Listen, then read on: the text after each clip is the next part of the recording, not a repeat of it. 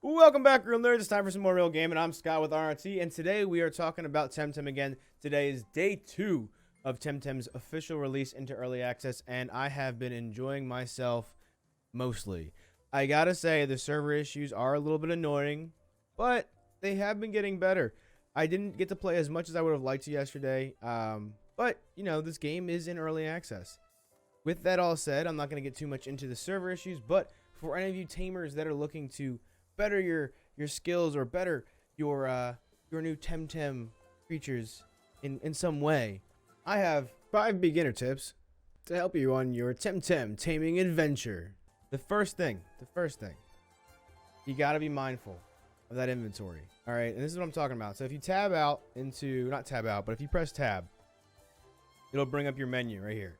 So press tab, you're going to bring up your backpack. Now, this is going to bring up your inventory. Now, you have this whole scroll right here where you can do Q and E to go between it.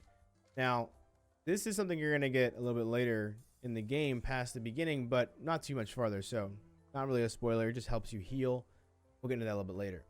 But be mindful of your actual items. I mean, this kind of goes into it because you only get one charge of this. And you have to actually do, but we'll talk about it in a little bit.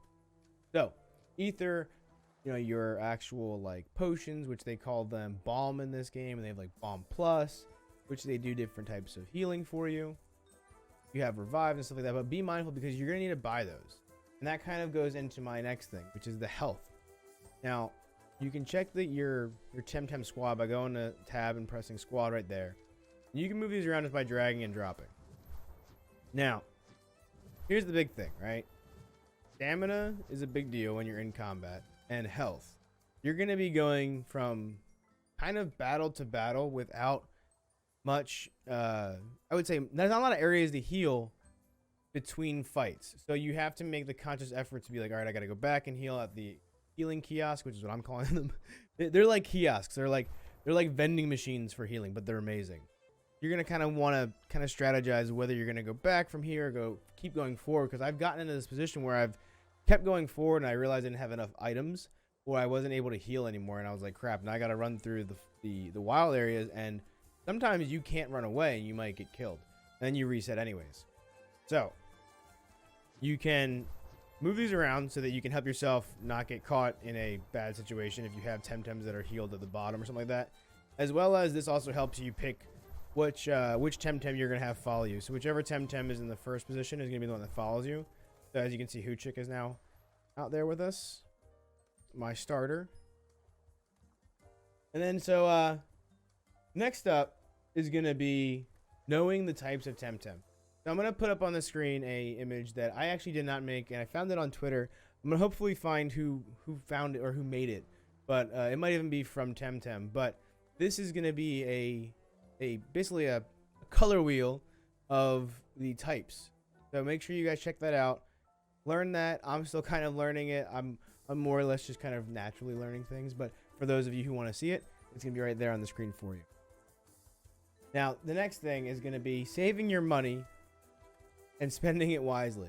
So, let's go back to the actual shop here. So, this is in Brica Del Mar. We're going to go inside, and you have your, like, this is your storage boxes, and then you have your healing kiosks over here, right? And your shop right here. So, you're going to go over here, press F or your action button, and we're going to go ahead and buy. So, you can see my total amount of Temtem points, or whatever they're calling them in this game. I have about 548 down there.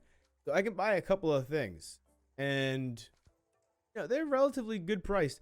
Tem cards are what you use to capture Temtem. At 15, it's not too bad, but these things actually add up because you use them. It's not like Pokemon where you can kind of go through it and not use a potion or a balm in this game. So like, I actually do need some of these balms, and I have a decent amount, so I'm gonna buy like 5 or yeah, 5, yeah. So I'm gonna get 5. That's the thing, is like now I'm down to 148, right? And those 5 balms aren't gonna last me forever. I've used those. I could use those in probably like 4 or 5 fights between wild, Temtem, and battles.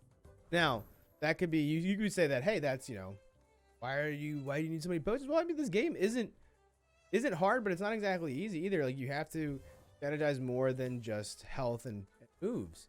There's stamina. You can actually hurt your own Temtem by making bad choices, or you can do that on purpose.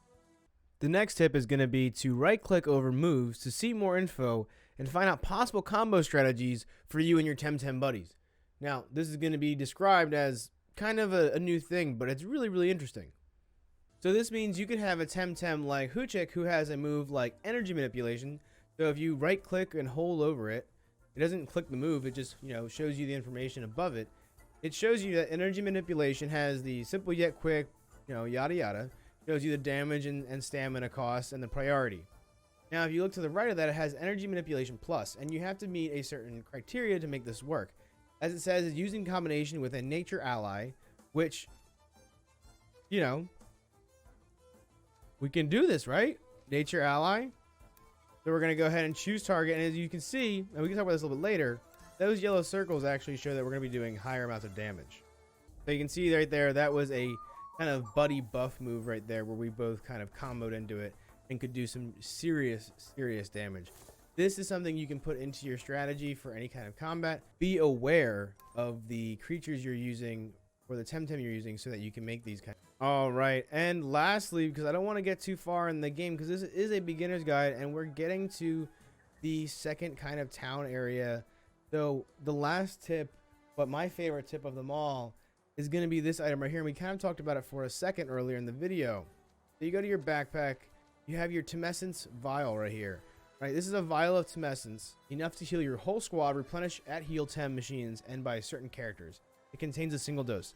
So you can only use this on yourself, which is by yourself I mean your Temtem. So literally one use of this will heal all of your Temtem, not just one. You click on like one, or your team basically, and it just heals them all completely. It's a full team revive and heal. So very useful, but you only get one, and you have to refill it every time you go to a healing kiosk. But here's the thing, like I said before in the beginning of the video, those machines are few and far between. Not like there's not a limited amount of them, but they're actually, there's a distance between each of them that's pretty decent. The game has a natural distance, and I really enjoy that because it allows for more strategy, and you can't just like run through it. You know what I mean? Also, let me know in the comments down below what starter you went with when you started your Temtem adventure. I would love to know. If you're a tamer like me who's been enjoying the game, or not even enjoying the game, let me know. I love talking about both sides of the coin here. I think this game has some improvements it needs. I think this game has some amazing aspects it already has, but it is in early access, like I said in the beginning of this video, which means that this is not a full game. It's not a full featured game. It's not complete. They're still working out the kinks, and I would love to be here for this to see this game succeed. I mean, if not this game, then another game like it, because I would love to play an MMO creature capture game that's like this. It's kind of what I've always been waiting for since I was a child, and I hope, I think we all hope that it ends up being really good. And don't forget to like and subscribe if you enjoyed this video. And as always, stay nerdy, friends. Peace.